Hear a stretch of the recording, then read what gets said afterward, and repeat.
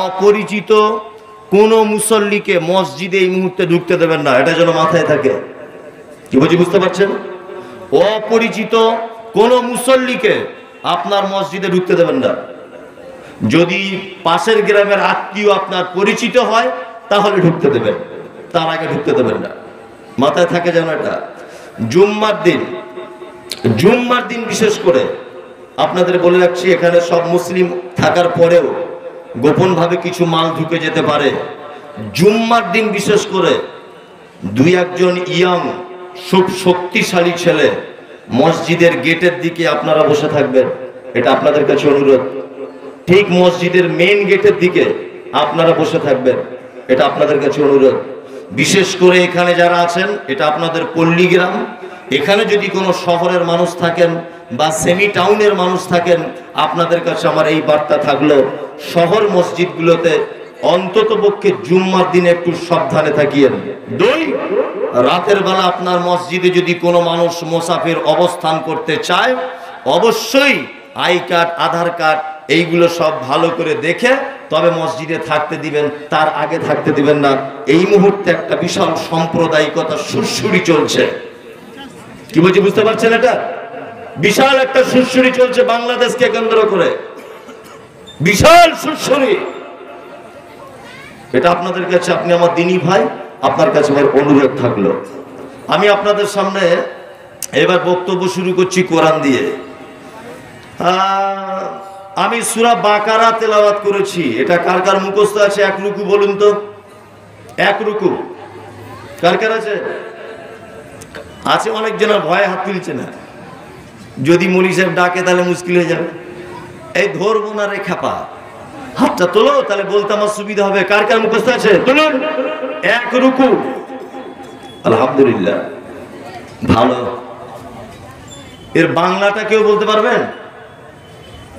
এর বাংলাটা একজন আছেন যে এক রুকুর বাংলাটা বলতে পারবো?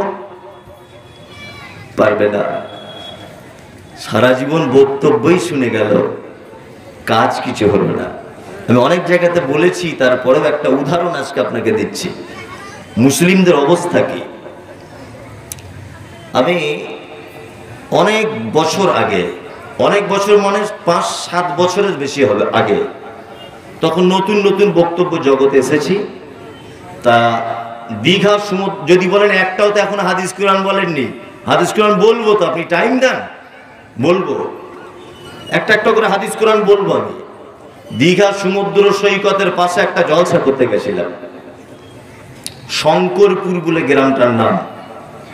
তা আমাকে একটা বাড়িতে বসতে দেওয়া হলো, আমি সেই বাড়িটায় বসে আছি। তা একটা ছোট্ট ছেলে ঘোরাফেরা করছে আমার কাছে। তা আমি ছেলেটিকে জিজ্ঞেস করছি, তোমার নাম কি? বলছে আমার নাম সাইফুদ্দিন। আলহামদুলিল্লাহ। বাবু কোন ক্লাসে পড়ো? ক্লাস 8-এ পড়ি। আলহামদুলিল্লাহ। আচ্ছা, বিশ্বকবির নাম জানো? বলছি এটা কে না জানে হুজুর, রবীন্দ্রনাথ ঠাকুর। ঠিক বলেছ। ওইখানে তোর দাদির কবর ডালিম গাছের তলে, 30টা বছর ভিজায় রেখেছি 2 নয়নের জলে। বলো তো দেখি এটা কোন কবির লেখা? বলছে জসিমউদ্দিন। রাইট অ্যান্সার, ঠিক বলেছ। বিদ্রোহী কবির নাম জানো? বলছে কাজী নজরুল ইসলাম। Right answer. বাবার নাম ফকির আহমেদ। ঠিক বলেছ। মায়ের নাম জায়েদা বিবি। ঠিক বলেছ। তুমি তো খুব ব্রেনিয়ান স্টুডেন্ট। বলছে হ্যাঁ, আমি ফার্স্ট ক্লাস ফার্স্ট। আলহামদুলিল্লাহ। আমি ছেলেটিকে লাস্ট প্রশ্ন করছি, তুমি মোহাম্মদ বলে কাউকে চেনো? মোহাম্মদ বলে কাউকে চেনো? বলছে হুজুর আমাদের দক্ষিণ পাড়ায় আগে বাড়ি ছিল, এখন মনে হয় উত্তর পাড়ার দিকে উঠে গেছে। আমি ঠিক বলতে পারছি না, ওটা আমার আব্বা ভালো জানে। কি বুঝলেন আপনি? ও রবীন্দ্রনাথকে চেনে, ও রবি ঠাকুরকে চেনে, ও মাইকেল মধুসূদন দত্তকে চেনে, কার্ল মার্কসকে চেনে, লেনিনকে চেনে, সবাইকে চেনে। ও শুধু মোহাম্মদকে চেনে না। मुझे मंजूर नहीं कि मैं किसी का शिकायत करूं, मगर बात पे बात निकल आती है तो मैं क्या करूं। ইচ্ছা হয় না আপনার বিরুদ্ধে কিছু বলি, কিন্তু বর্তমান পরিস্থিতি তো তাই। আপনার ছেলেকে এখন জিজ্ঞেস করুন শাহরুখ খানের বইয়ের নাম কি, এক চান্সে বলে দেবে গৌরী। বাড়ি কোথায়? কলকাতায়। এক চান্সে বলে দেবে। অভিষেক বচ্চন কার বেটা? অমিতাভ বচ্চনের বেটা। আচ্ছা তাই, এক চান্সে বলে দেবে। যদি আপনাকে বলা হয় যে মুহাম্মদ সাল্লাল্লাহু আলাইহি ওয়াসাল্লামের বাপ মায়ের নাম কি, আপনার ছেলে বলতে পারবে না। মানে মুসলমান নিচে নামতে নামতে নামতে নামতে এমন একটা পর্যায়ে নেমে গেছে যে ও নিজের বৈশিষ্ট্য হারিয়ে ফেলেছে। ফেলেছে কি ফেলেনি? ও নিজের বৈশিষ্ট্য হারিয়ে ফেলেছে। এখনো অনেক মুসলমান আছে, অনেক মুসলমান কোরআনটা কোন ভাষাতে অবতীর্ণ হয়েছে এটা বলতে পারবে না। পারবে? বিসমিল্লাহির রহমানির রহিম। আলিফ লাম মিম। যালিকাল কিতাবু লা রাইবা ফীহি হুদাল লিল মুত্তাকিন الذين يؤمنون بالغيب ويقيمون الصلاة ومما رزقناهم ينفقون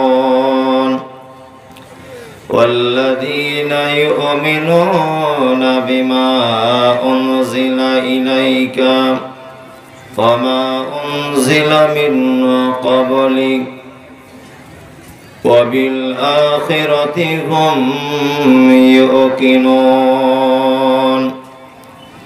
أولئك على هدى من ربهم وأولئك هم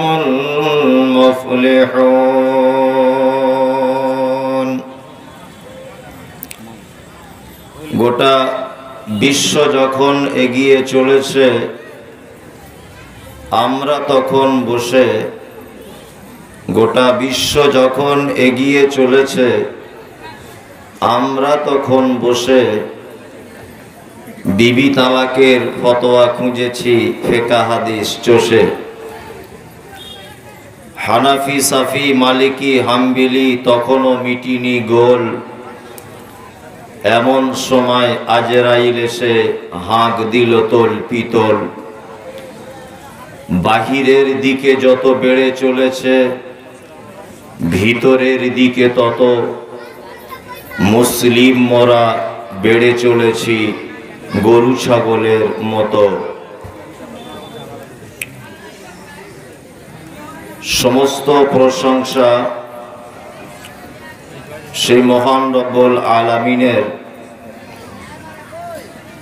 যিনি অত্যন্ত কৃপা করে, দয়া করে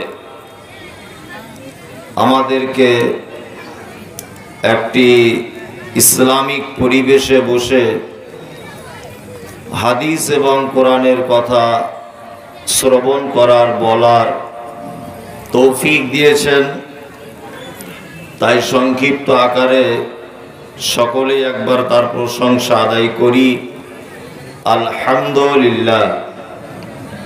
অতঃপর বিশ্ব বরেণ্য নেতা সৈয়দুল মুরসালিন, খাতামান নবিয়্যিন, আশরাফুল আম্বিয়া নবী মুহাম্মদুর রাসূলুল্লাহ সাল্লাল্লাহু আলাইহি ওয়াসাল্লামের উপর অজস্র দরুদ শান্তির ধারায় বর্ষিত হোক।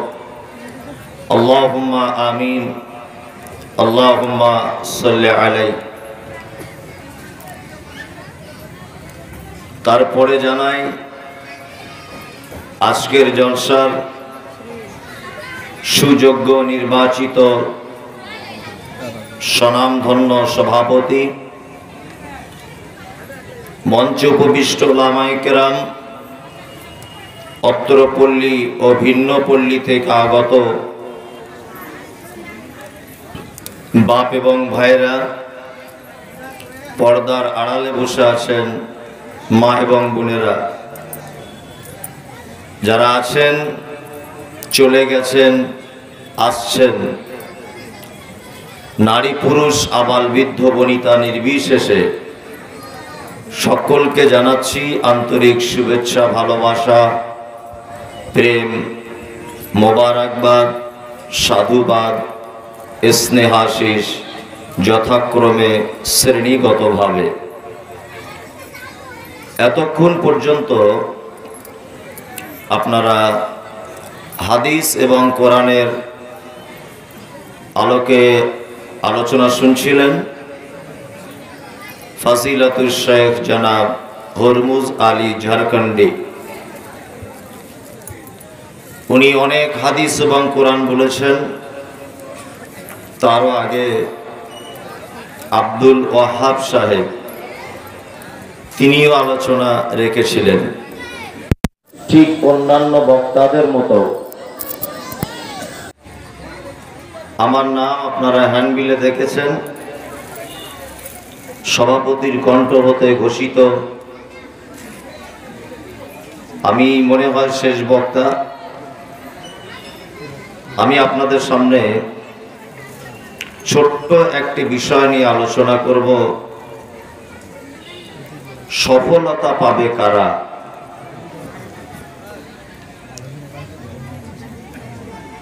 আমার গলার কণ্ঠস্বর খুব ভালো নয়,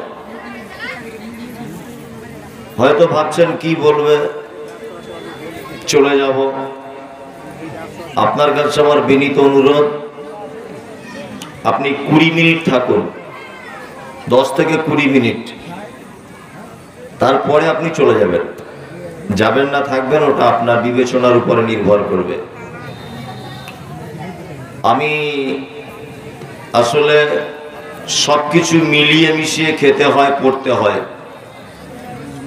এর আগে শুনলেন গজলের কণ্ঠ ভালো, কোরআন তেলাওয়াত ভালো, সুর ভালো, বক্তব্য দিয়েছেন ভালো। এখন না সুর একটু কমই শোনেন। আর আমি মোবাইলে যারা আমাকে দেখেন, ফলো করেন যে সমস্ত বন্ধুরা, আগে সুর করে বক্তব্য দিয়েছি, এখন আর দিই না, ভালো লাগে না ওটা আর কি। ওর আমি বিরোধিতা করি না, আমিও করি সুর মাঝে মধ্যে, মানে এখন প্লেন বক্তব্য দিতে বেশি ভালো লাগে। যাই হোক, আমি পবিত্র আল কোরআনের সূরা বাকারা 1 রুকুরও কম আপনাদের সামনে তেলাওয়াত করেছি। এই আয়াতটিকে সামনে রেখেই আজকে বলবো সফলতা পাবে কারা। তারও আগে বলে রাখছি, পরিস্থিতির অনুকূলে কি একটু কথা, যে জিনিসের দেখবেন যত দাম বেশি, সেই জিনিসের দেখবেন তত ক্ষতির দিকটাও বেশি। যে জিনিসের যত দাম বেশি দেখবেন, সেই জিনিসের ক্ষতিও তত বেশি। যদি বলছেন কেমন করে, আপনাকে আমি একটা একটা করে বোঝাচ্ছি, বুঝুন।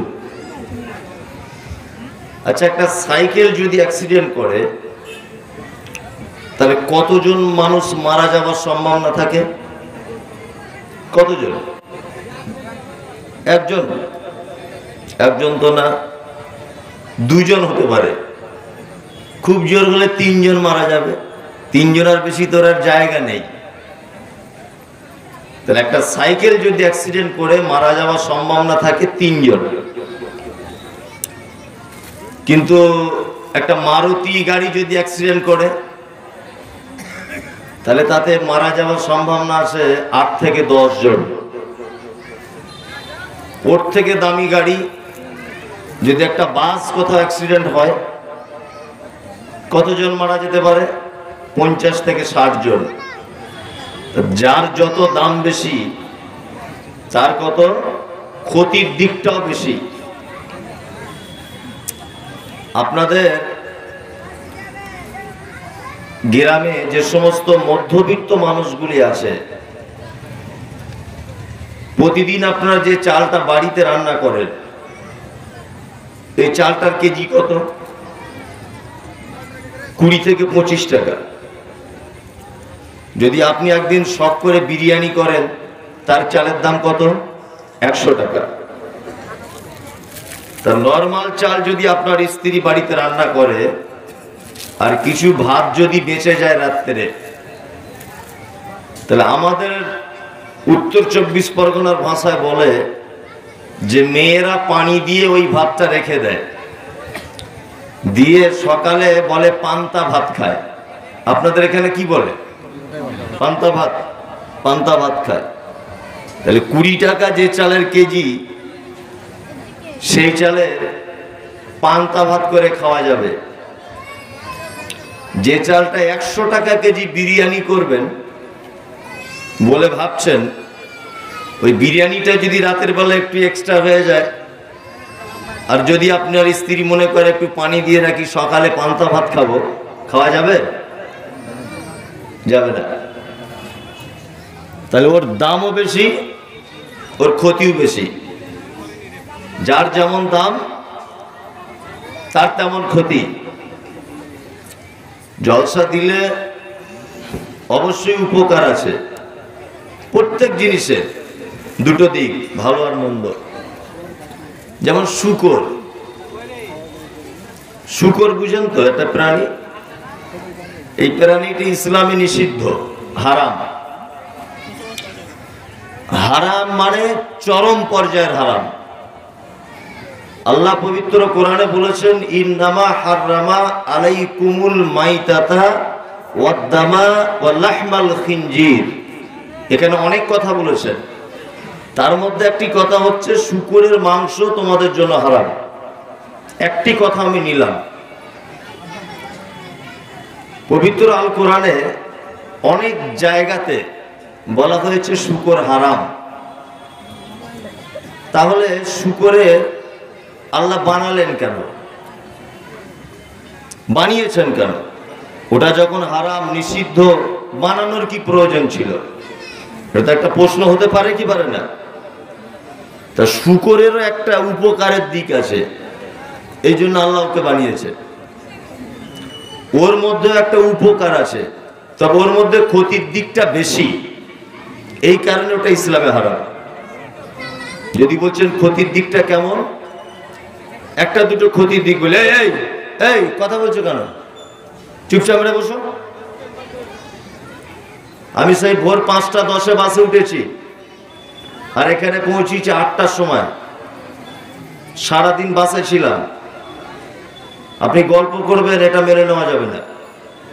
আপনি চুপচাপ মেরে বসুন, ভালো লাগলেও বসতে হবে, আর যদি ভালো নাও লাগে তবুও বসুন, আপনার ক্ষতি করব না, আপনার চুল পরিমাণ কোনো ক্ষতি হবে না।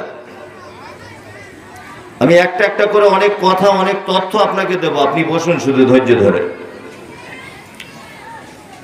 শূকরের একটা উপকারের দিক আছে, বাকি ওর সব খারাপ দিক। খারাপ দিকের একটা একটা করে বলছি, শুনুন। পৃথিবীতে প্রত্যেক প্রাণী পরিষ্কার পরিচ্ছন্ন চায়, প্রত্যেক প্রাণী।